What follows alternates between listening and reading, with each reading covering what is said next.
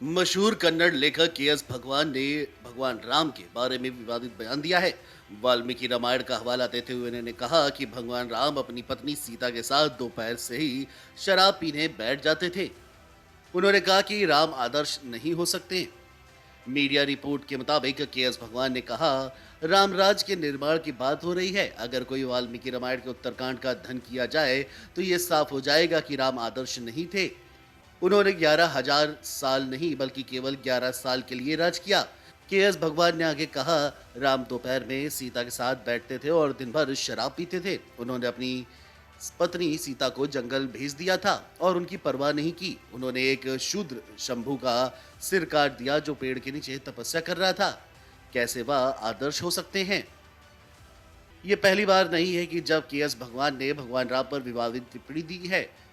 2019 में भी उन्होंने इसी तरह का दावा किया था कि भगवान राम नशा करते थे और सीता को भी पिलाते थे। लेकिन के.एस. भगवान अकेले नहीं हैं जिन्होंने भगवान राम पर विवादित टिप्पणी की हो।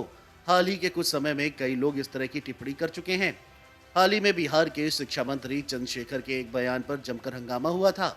आरजेडी नेता और नीतीश सरकार में शिक्षा मंत्री चंद्रशेखर ने नालंदा विश्वविद्यालय में आयोजित एक समारोह में तुलसीदास रचित रामचरित मानस को नफरत फैलाने वाला ग्रंथ बताया था। उन्होंने कहा कि एक समय में मनुस्मृति, दूसरे में रामचरित मानस और तीसरे काल में गुरु गोलवलकर का बंच ऑफ थॉट्स नफरत फैलाने वाले ग्रंथ हैं। रामचरित मानस को नफरत फैलाने वाला बताने पर वे जमकर निशाने पर आए थे।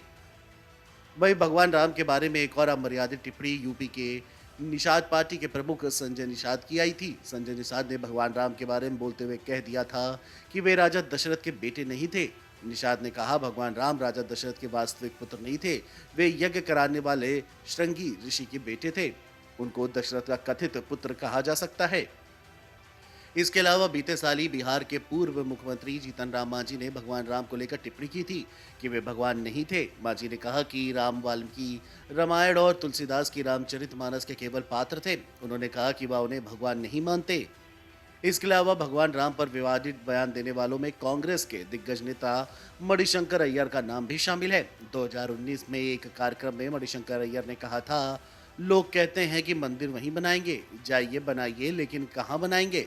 दशरथ बहुत बड़े राजा थे, उनके महल में 10,000 कमरे थे। ये कैसे पता चलेगा कि भगवान राम का जन्म कहाँ हुआ था?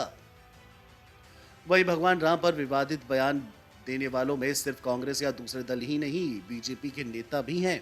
राजस्थान में नेता प्रतिपक्ष गुलाब चंद कटारिया ने कहा था कि रावण ने कोई बहुत बड़ा पाप तो नहीं किया जो सीता जी को लेकर चला गया। वह सीता जी को लेकर चला गया लेकिन उसने कभी उनकी मर्जी के बगैर छुआ नहीं। इसके पहले गुलाब चंद कटारिया कह चुके हैं कि बीजेपी ना होती तो भगवान राम समुद्र में होते। Video desk Amar Ujala .com। अगर आप ये वीडियो YouTube पर देख रहे हैं तो हमारे चैनल को सब्सक्राइब करें और बेल आइकन को दबाना ना भूलें। अगर आप Facebook पर ये वीडियो देख रहे हैं तो हमारे पेज को लाइक करें। डाउनलोड करें अमर उजाला ऐप और पाएं खबरें लगातार।